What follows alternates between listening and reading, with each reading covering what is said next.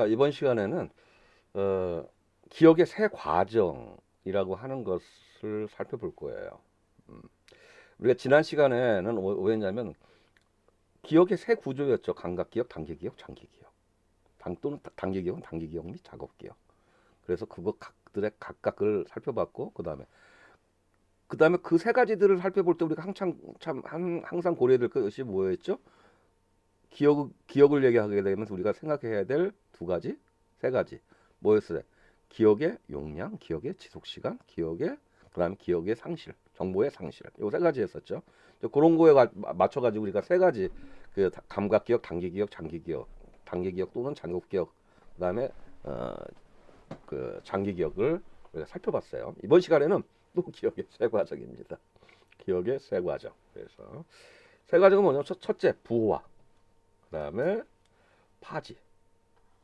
이건 학습이라고 생각하면 돼요. 파지는 뭐냐면 저장이라고 생각하면 돼. 인출은 기억을 꺼내기.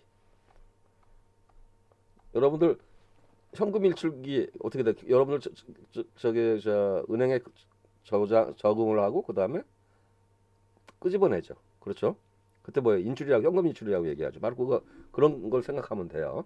여러분들 그러니까 기억의 또 세 가지, 기억의 세 과정이야. 이 과정이 학습 과정, 보화 과정, 파지 과정, 꺼내기 과정, 인출 과정, 학습 저장 꺼내기 이렇게 보시면 됩니다. 여러분들 이거 다른 거, 여러분들 지금 공부하고 있는 것은 학습이죠. 자, 그러고 난 다음에 나중에 이제 시간을 두고 저장을 해뒀다가 나중에 시험을 보죠. 이렇게 생각해도 돼. 바로 그런 과정을 보시면 됩니다. 자, 봅시다. 세 가지가 이제 설명입니다. 부호화라고 하는 거는 물리적인 또는 감각적인 입력 정보를 기억에서 다룰 수 있는 일종의 표상으로, 즉 우리의 이 이야기는 저 앞쪽으로 가게 되면 저 앞쪽에서 우리가 얘기했던 것처럼 앞쪽에서 그림을 보게 되면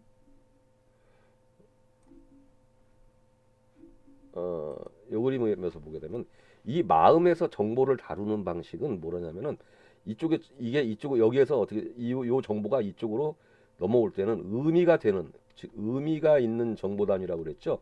이 의미 있는 정보 단위를 뭐로 바꾸냐면 표상으로 바꿔요. 그리고 이 표상의 정보 처리한 걸 다시 이쪽으로 넘겨서 우리 마음속에, 우리 장기 기억 속에는 표상으로 저장이 된다는 얘기예요. 표상이라는 말이 바로 그런 얘기입니다. 어, 이제 그렇게 정보 표상으로 바꾼다는 얘기야. 바꿔서 저장을 한다는 얘기죠. 자, 그런 이야기로 그렇게 생각해서 여러분들 의미 표상이라고 하는 얘기 그렇게 들으면 돼. 자, 일종의 표상으로 변환하는 과정, 즉 학습 과정이라는 거예요. 이건 학습 과정이 어쨌든. 그다음에 파지 및 저장, 기억 속에 부호화된 정보를 붙잡아서 저장하는 과정. 인출은 기억 속에 저장된 정보를 격군해서 끄집어내는 과정. 이때는 주로 우리가 단서가 필요합니다. 그래서 뭐라고 하냐면 인출 단서 이렇게 붙여서 요 인출 단서에 의한 인출을 해. 자유해상 같은 경우는 자유해상도 역시 마찬가지예요. 뭔 얘기냐면은 여러분 공부한 거 뭐뭐에 이게 이게 기억 인출은 두 가지 방식이 있는데 하나는 제인이라고 하는 방식이 있고 이거 객관식이라고 생각하면 OX 문제나 OX 또는 객관식 문제라고 생각하면 돼. 자, 다음 중 각 국가의 수도가 아닌 것은 파리, 그다음에 서울, 동경, 그다음에 뉴욕 어디예요? 아, 뉴욕이 아니지. 그렇죠? 이렇게 나오는 거예요. 뉴욕이 수도가 아니에요. 이렇게 물어보겠지. 바로 이런 겁니다. 어. 자, 그다음에 회상은 그러니까 어떤 거냐면 이거 객관식이라고 생각하면 돼. 그다음에 회상이라고 하는 것은 주관식이라고 생각하면 됩니다. 예를 들어 주관식도 단답식, 논술식이 있죠. 그렇죠? 예를 들어서 영국의 수도는 하면 런던 이렇게 나오는 겁니다. 또 그러면 주관식은 어떤 거예요? 어, 수도의 특징은 무엇인가? 기술하라. 이렇게 하면 이제 쓰는 거죠. 그렇죠? 이제 이렇게 하는 것이 바로 이제 우리의 인출의 두 가지 양상이고 라는 겁니다. 자, 그 중에서 기억의 세 과정과 관련된 심리학의 이론 중에는 어떻게 되냐면은 어, 처리 깊이 이론, 정교화 이론, 보호와 특수성 이론 이런 게 있어요. 자, 이렇게 됩니다. 1, 2는 뭐만 강조하면 보호와 과정만을 강조해. 학습 과정만을. 이럴 때 더 이렇게 학습하면 공부가 더 잘 되더라. 나중에 인출이 더 잘 되더라. 이렇게 얘기하는 과정이에요. 처리 깊이는 어떤 거냐면은 의미 수준으로 깊은 처리를 하면 인출이 좋아지더라. 정교화는 뭐냐면 자기 경험과 관련 지으면은 인출이 좋아, 기억이 잘 나더라 이런 얘기입니다. 부화 특성 원리는 뭐냐면은 내가 학습할 때 맥락과 학습 맥락과 시험, 그러니까 예를 들면 시험 맥락이 일치하면은 잘 기억하더라. 그래서 두 맥락이 잘 일치할 때 기억성이 더 좋다. 이걸 맥락 일치 효과라고 얘기도 하기도 해요. 간단하게만 보겠어요. 예, 여기에서 지금 처리 깊이 이론이라든지 정교화 이론 같은 경우, 정교화 이론은 자기 경험과 관련지어서 하는 것이 바로 이제 이 정교화 이론이에요. 처리 깊이는 아까 얘기한 것처럼 의미 수준을 깊게 처리할수록, 그러니까 깊은 의미를 가지고서 공부를 하면 할수록 기억은 더 잘 된다는 얘기야. 정교화는 자기 경험과 연관시켜야 기억이 잘 되는 겁니다. 그래서 그러니까 어떻게 하라고 그러죠? 자기 것으로 만들어라라고 하는 것은 바로 정교화, 학습을 정교화하라 이 말이에요. 기억을 정교화해라라는 얘기예요. 그렇게 하고 부화 특수성 원리. 그래서 이제 이 처리 깊이와 정교화는 이제 뻔한 얘기니까 부화 특수성 원리를 얘기를 하게 되면은 그걸 얘기하면 장기 기억을 내용을 얼마나 잘 기억할 수 있을까? 이때는 맥락의 일치 여부, 즉 학습 맥락과 시험 인출 맥락이 일치할 때 기억이 더 잘 된다라는 것을 얘기하는 거예요. 예를 들어 볼까요? 여기서 어떤 거냐면은 잠수부들을 데리고 실험을 했어요. 어떻게 했냐면은 학습 장소를 잠수부들의 절반을 나눠서 물 밖에서 공부를 시키고 절반은 또 물 속에서 공부를 시켰어요. 그리고 난 다음에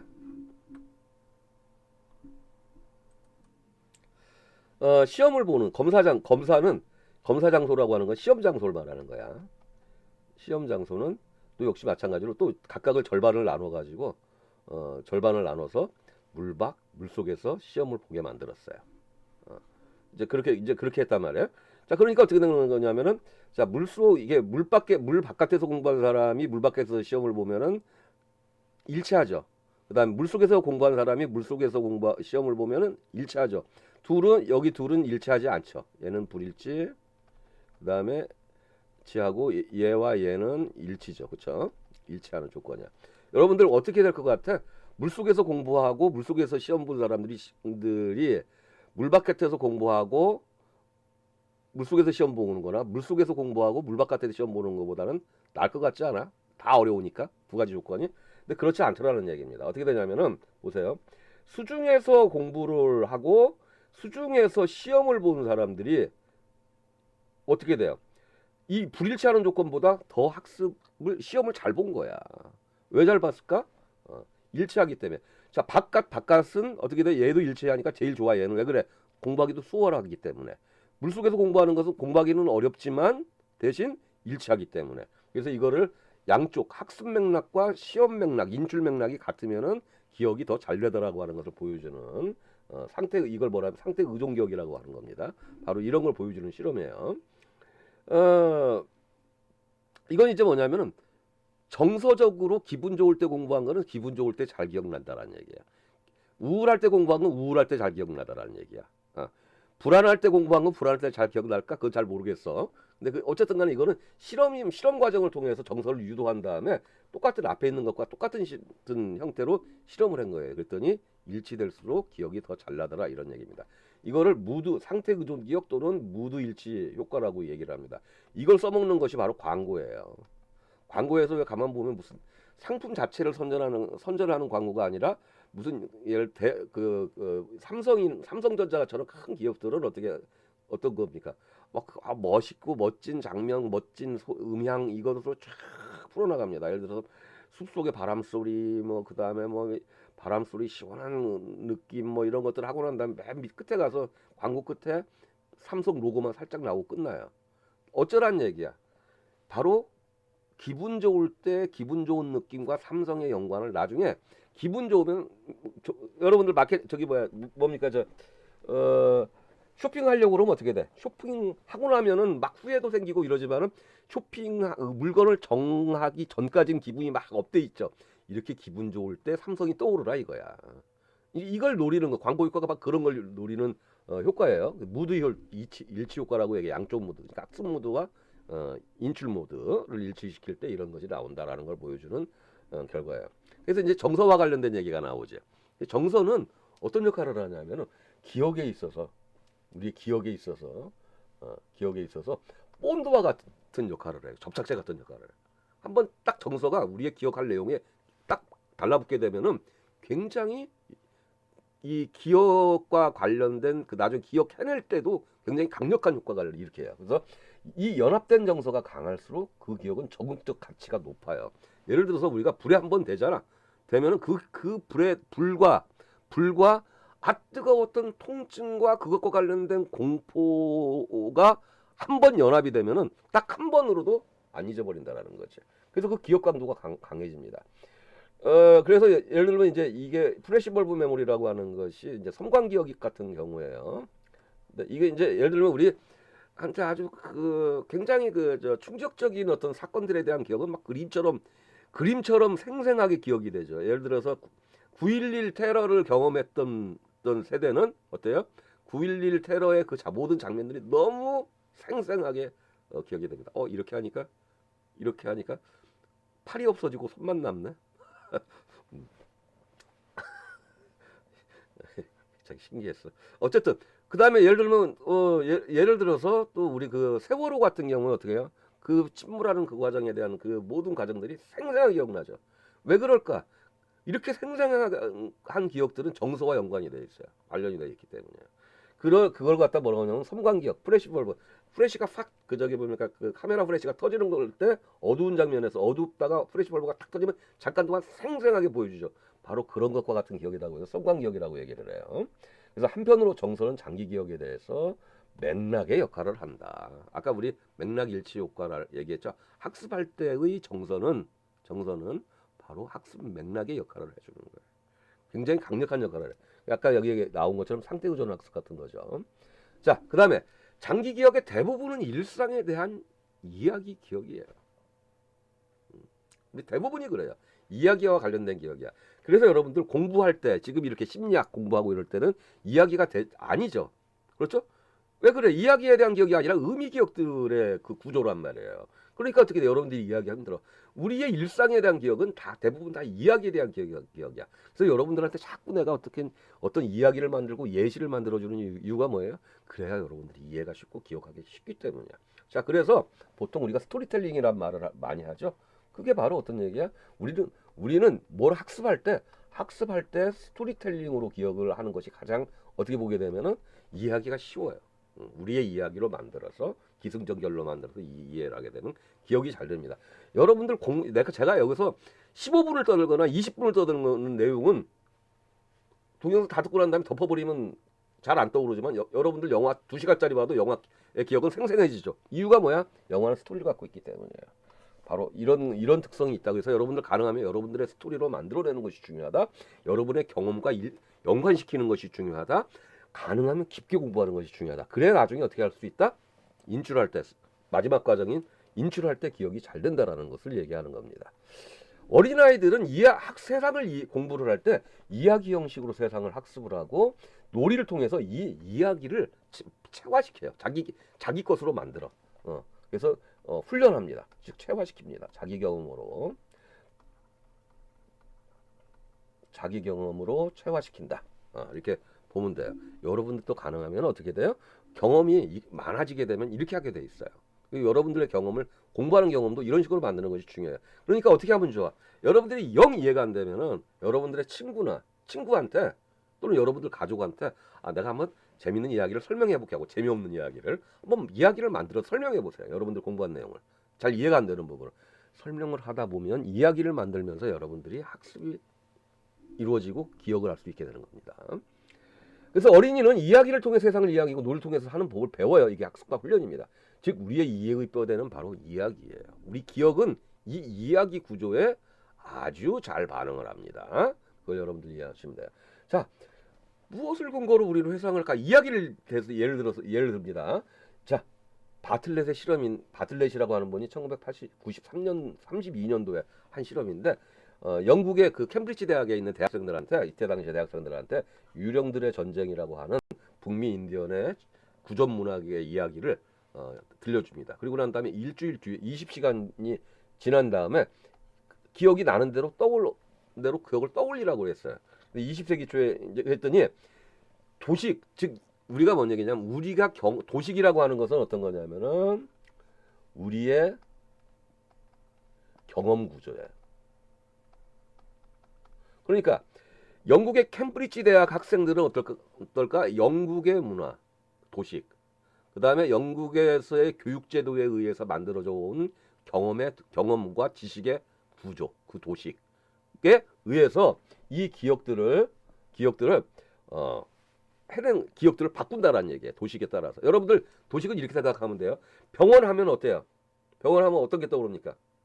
병원 하면은 뭐가 있어야 돼? 병원 건물이 있어야 되고 병원에 의사 있어야 되고 간호사 있어야 되고 주사기 있고 뭡니까 청진기 있고 이런 게 있어야 돼. 근데 병원에 그런데 병원에 그런데 프라이팬이 있어. 어떻게 됩니까? 도식에 맞아요, 안 맞아요? 안 맞아요. 그렇죠? 우리는 대부분 도식의 기초에서 얘기를 해요. 예를 들어서 내가 병원을 갔어요. 근데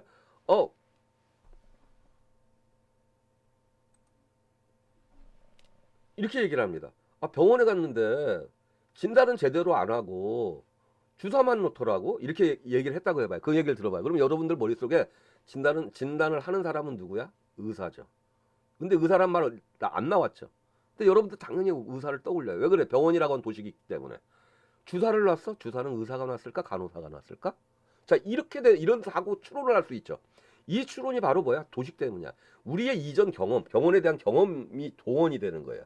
병원에 대한 경험이 도식으로 동원이 되면은 정보 처리를 할 때 어떻게 돼요? 굉장히 효율적이게 되게 됩니다. 그런 것처럼 우리가 어떤 이야기를 이게 낯선 이야기야. 누구에게 낯설까? 이 대학생들에게 낯선 이야기예요.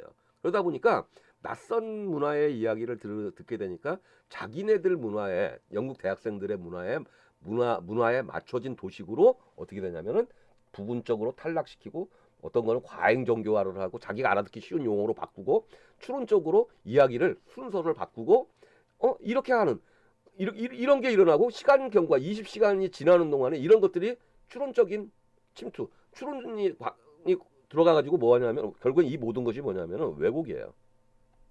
다른 말로 하면 재구성입니다. 재구성을 해버린다는 얘기예요. 그래서 우리는 있는 그대로 기억해내는 것이 아니라 우리가 학습한 대로 기억을 합니다. 우리의 경험대로, 우리의 경험에 기초해서 재구성을 해요. 내 경험에 기초한다라는 거예요. 그러니까 어떻게 돼? 자기가 듣고 싶은 것만 듣고 싶은 만큼만 듣는 거지. 그렇게 듣는 거예요. 그리고 자기 듣고 싶은 방식으로 기억을 하는 겁니다. 이게 왜곡이고 재구성이죠. 기억은 본질적으로 카피가 아니라 뭐다? 재구성이다. 그러니까 기억은 본질적으로 왜곡이 기본적인 전제야. 무슨 얘기인지 알겠죠? 우리가 감각과 지각에서도 우리가 어떻게 했어요? 해석이라고 감각은 물리적인 복사 과정이지만 지각은 뭐라고 그랬죠? 인지적 해석 과정이라고 그랬잖아. 그렇죠? 기억이 나요? 기억 안 나면 안 되는데 강의했던 내용입니다. 나중에 찾아보세요. 그래서 우리의 기억은 보고 들은 것을 복사해 두는 것이 아니라 이전 경험과 자신의 경험과 상황적 공부할 때 상황적 맥락에 따라서 적극적으로 재구성하는 것 또는 해석하는 것, 또 심지어는 왜곡하는 것. 그래서 이건 어떤 거냐면 적극적 가치가 있어. 자기 경험을 동원해서 자기에게 활용 가능한 정보로 바꾸는 거죠. 재구성하는 거죠. 근데 이게 단점으로는 뭐예요? 기억을 왜곡시킨다는 얘기예요. 또 한 가지 장점으로는 뭐냐면은 인지적 경제성. 왜 그래? 노력을 덜 들여도 기억을 쉽게 할 수 있어. 그런데 어떤 경우냐면 이게 만약자면 법원에서 목격자가 왜곡된 기억으로 증언을 하면 어떻게 됩니까? 안 되죠. 그 다음에 잘못된 정보를 기억해서 우리가 나중에 의사결정을 하는데 기업의 의사결정을 하거나 무슨 우리가 투자 의사결정을 하는데 잘못된 정보를 기억을 해서 그거를 기반으로 의사결정을 하게 되면 망하는 거죠. 이런 부정적 효과, 긍정적 효과가 부정적 효과가 같이 존재한다라는 것이죠. 그래서 인지적 경제성이라고 하는 목격자 증언 같은 경우에는 이런 거예요. 이런 식입니다. 자, 요 그림을 보여줘요. 보여주고 난 다음에 한쪽은 그냥 그림만 보여주고 또 다른 한 집단은 유도 질문을 해요. 유도성 질문을. 충돌이라는 단어를 집어넣어요. 차들이 이게 나중에 이게 충돌이라고 하는 게 보여주고 난 다음에 한 집단에게는 유도된 질문을 하고 한 집단한테는 기억나는 대로 얘기를 하라고 그래요. 그 유도 질문이 뭐냐면 충돌했을 때 이게 충돌한 건 아니죠. 충돌 가볍게 충돌하긴 했네. 가볍게 부딪히긴 했지만. 자 여기 해놓고도 뭐라고 얘기하냐면 유도 질문으로 대략 시속 몇 킬로쯤 되었나요? 그러니까 어떻게 되냐면 깨진 유리창들이 막 퍼져 있고 막 이렇게 해서 기억이 재구성돼 버립니다. 예를 들면 이게 법정에서 이런 경우 어떻게 되는 거죠? 증인의 기억을 왜곡시킬 수도 있어. 뭐에 의해서? 유도 질문에 의해서. 그래서 뭐라고 얘기합니까?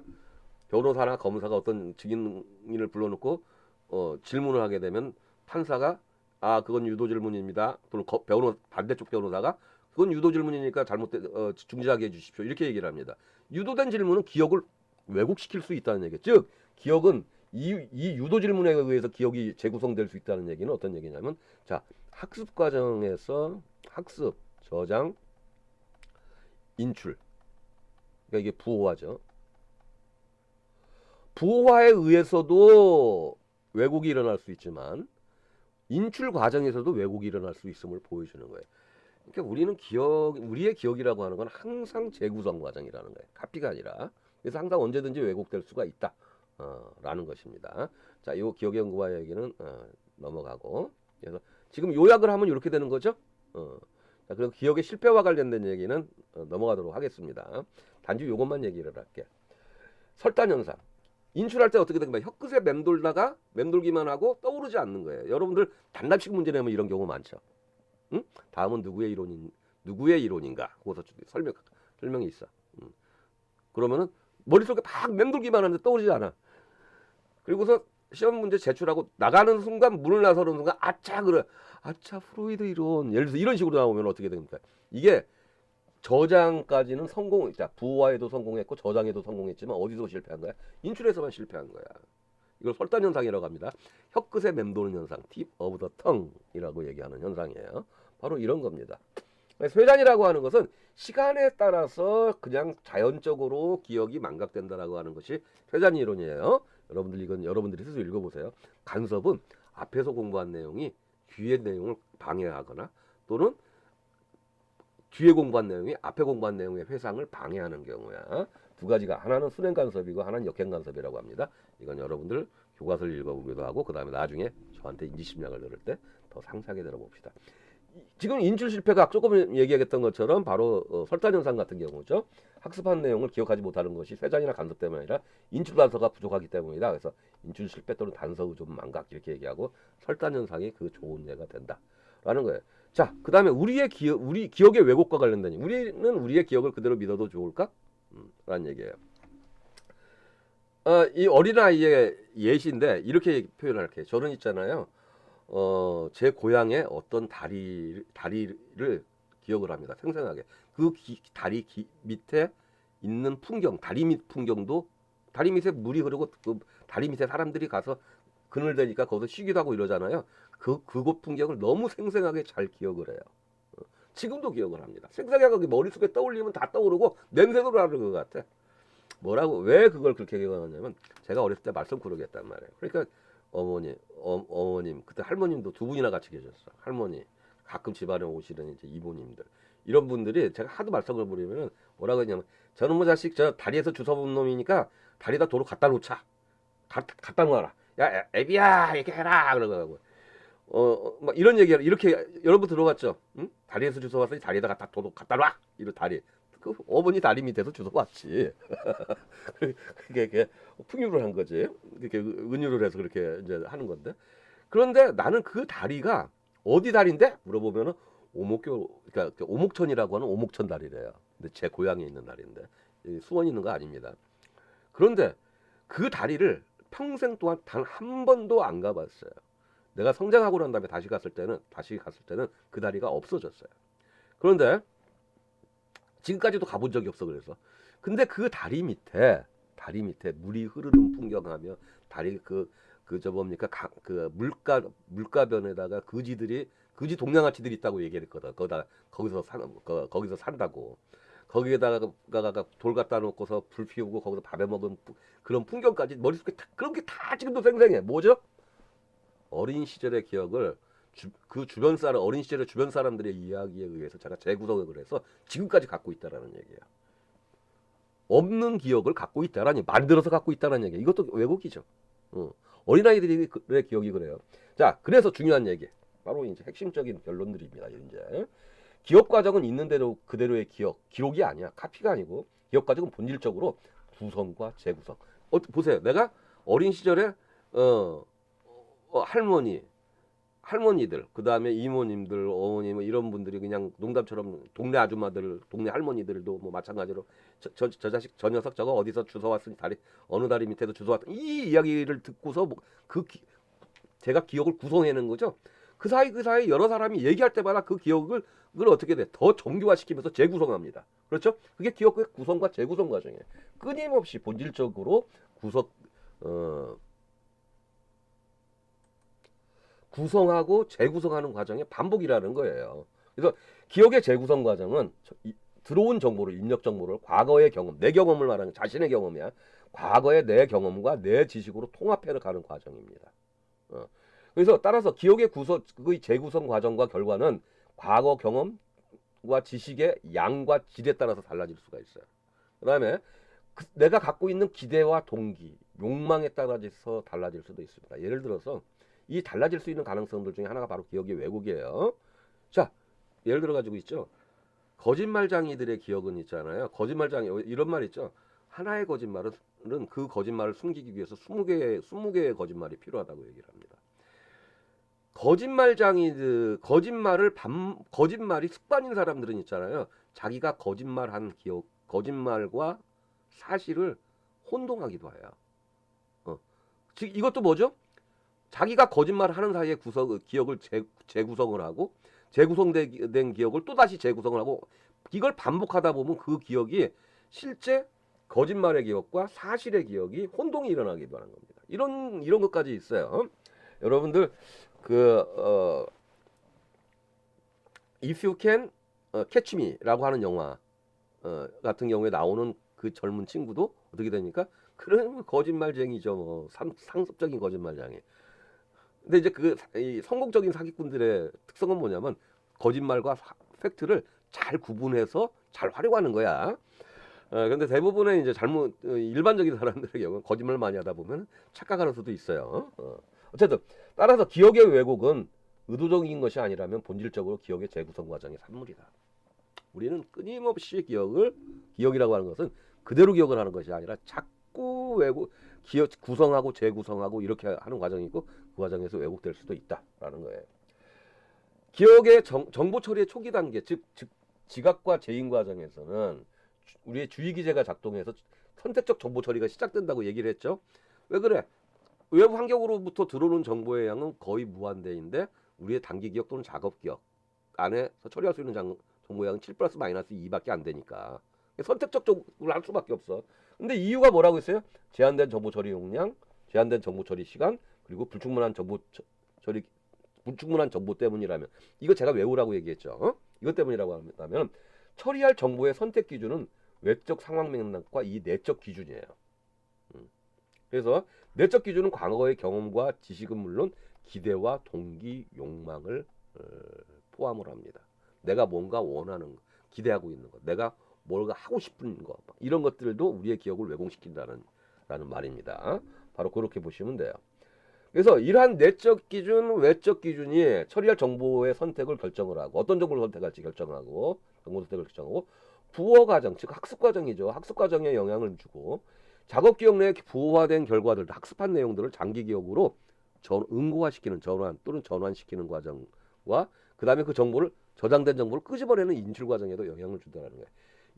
이처럼 기억의 전 과정은 본질적으로 재구성 과정이며 재구성 과정은 본질적으로 기억의 왜곡 과정이라고 볼 수가 있습니다. 그렇기 때문에 여러분들 학습에 있어서 기억의 특성을 활용해서 기억의 특성을 활용해서 학습에 유리한 것, 유익한 것, 학습에 해로운 것 어떤 겁니까? 오정보로 왜곡되는 경우는 잘못된 경우죠. 공부 못하는 사람들의 특성 중에 하나가 뭐냐면은 자기가 이해한 만큼만 기억하는 거야. 그리고 그 이해도 어떻게 돼? 잘못된 정보에 기초로 하기 때문에 잘못 이해한 것을 기억을 하는 거죠. 거기다 우기기까지 하면 정신 없습니다. 바로 이런 부분들이 있다는 겁니다. 이게 중요한 내용이에요. 지금 얘기하고 있는 내용들이. 그래서 기억의 재구성과 관련된 왜곡된 기억을 잘못된 기억, 또는 오기억, 펄스 메모리라고 하거나 또는 일루서리 메모리, 착각적 기억, 사실은 없는 기억을 있다고 기억하는 것, 또는 오기억 증후군이라고 합니다. 오기억은 뇌손상이나 정신과 질환에서 발생하는 증상일 뿐 아니라 정상이라는 게에서 빈번하게 발생하는 일반적인 현상입니다. 나이 들면 더 심해져요. 마지막으로 우리 이제 다니엘 샥터라고 하는 이분입니다. 아주 심리학의 원로죠. 이분이 인간 기억이 얼마나 엉터리인가를 보여줄게라고 해서 인간이 기억이 갖고 있는 7가지 죄악이라고 하는 7가지 죄악이 뭐냐면 여러분들 성경에서 얘기하는 성경의 7가지 대죄라는 거죠. 러스트, 음욕, 그 다음에 뭐 식욕, 식탐, 탐욕, 뭐 이런 것, 태만 뭐 이런 것들이 이렇게 시기, 질투 이런 것에 대해서 7가지 대죄를라고 하는 제목으로 이렇게 이 책을 씁니다. 그리고 이것에 번역된 것이 바로 이 책에 번역된 게 있어요. 재밌습니다. 한번 보셔도 돼요. 그래서 어떻게 된다? 이렇게 7가지 일시성, 방심, 차단, 오기인, 암시성, 편향, 집착 이렇게 이제 기억을 이렇게 7가지 기억이 저지르기 쉬운 잘못을 죄로 이렇게 표현한 거야. 이 앞에 1, 2, 3 일시성 방심은 망각과 관련된 거고 왜곡과 부정확성은 바로 4, 5, 6이고 병적인 기억은 집착을 얘기를 합니다. 굉장히 재밌는 책이니까 한번 여러분들 관심 있는 분들은 찾아서 한번 사서 읽어보시는 것도 좋을 것 같습니다. 자, 이렇게 해서 우리가 인지와 기억과 관련된 모든 이야기를 끝냈어요. 인지와 기억에 관련된 모든 얘기를 끝냈습니다.